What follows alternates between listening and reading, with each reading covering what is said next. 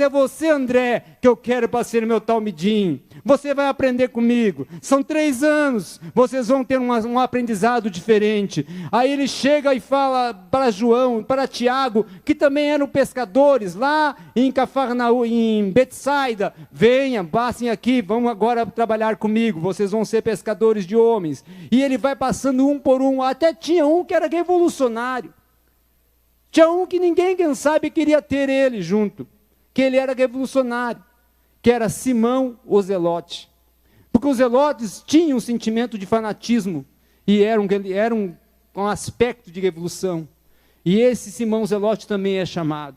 E eles são agregados a serem discípulos agora, a serem aprendizes de Jesus. E Jesus começa a lhes ensinar, começa a lhes transmitir a realidade. E ali em Mateus capítulo 10, versículo 20, Jesus diz assim: basta que o discípulo seja igual, semelhante ao seu mestre. Sabe qual é o método pedagógico que Jesus estava trazendo para os discípulos? Vocês têm que ser igual a mim. Eu quero ser discípulo, eu tenho que ser igual ao meu mestre. O sentido pedagógico de vocês é de igualdade.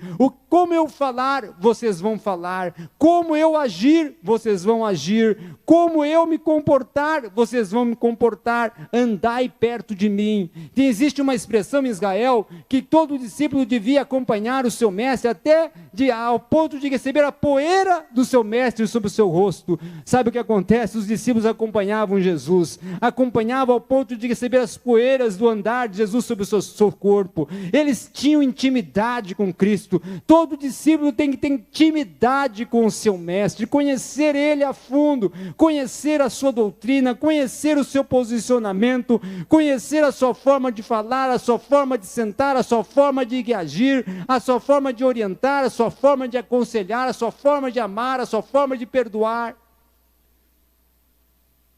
E ele começa a chamar cada um desses discípulos e prepara cada um deles. Mas depois que ele é ascendido aos céus, um discípulo que era realmente um talmidim, que era discípulo de Gamaliel, esse tem um encontro com ele já como um abortivo. Só que Nicodemos, ele era, além de ser instruído aos pés de Gamaliel, e era ser zeloso da lei, ele era um perseguidor da igreja. Ele era totalmente contrário e contra aqueles discípulos. Mas Jesus vai ao encontro dele no caminho de Damasco, não mais em corpo, não mais em forma corpórea, mas ele vê a luz, ele vê a resplandecência da glória ali, e ouve a voz depois falando com ele. E ele naquele momento começa a ser impactado por esse mestre, pela metodologia desse mestre, e Jesus começa a chamar Saulo de Tarso, que agora já estava sendo transformado em Paulo, para acompanhar ele. Mas sabe o que acontece, as etapas desse talmidim? Ele primeiramente teve a rejeição dos discípulos. Ele teve que ficar 14 anos no deserto da Arábia sendo preparado, mas agora não por um mestre, mas foi 14 anos ele e Cristo, ele e o Espírito Santo trabalhando na vida dele.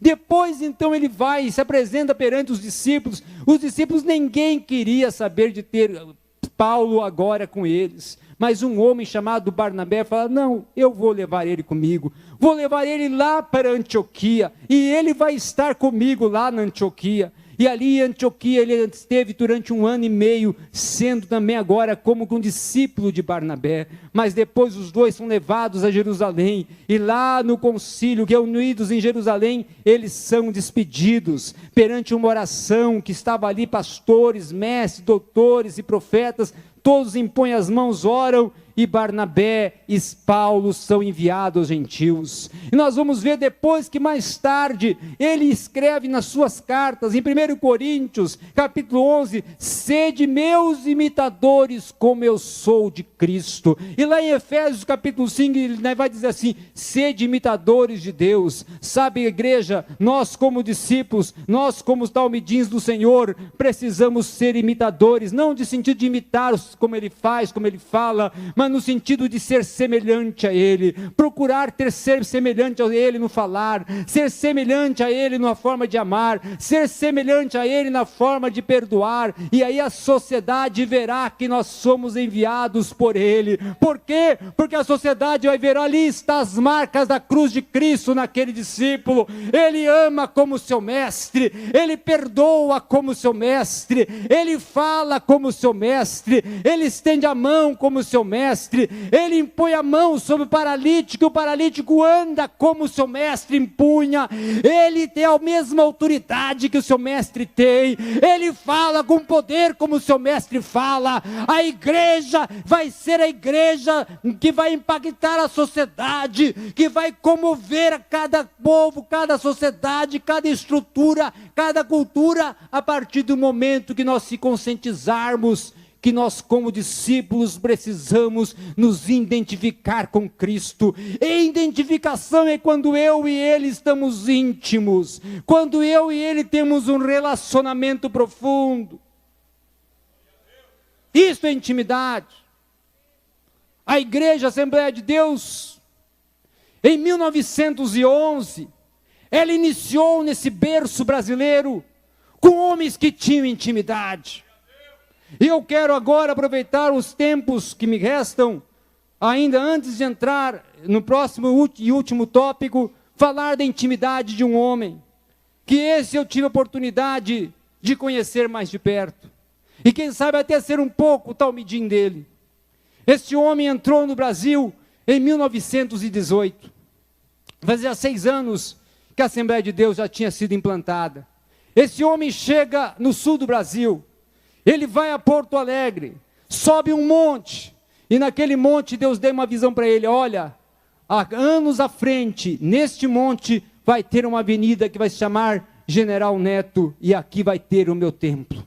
Mas ele não consegue contemplar isso, porque vem um outro missionário, Gustavo Nordland, e Gustavo Nordland assume o trabalho em Porto Alegre, e ele, J.P. Colenda, é enviado para Florianópolis. Lá em Florianópolis ele começa então a implantar o trabalho da Assembleia de Deus em Santa Catarina. Mas um dia ele faz uma visita ao seu sobrinho este que era tido como filho dele, porque a sua irmã tinha entregue esse sobrinho para ser filho de adoção dele, porque J.P. Colenda só tinha uma filha.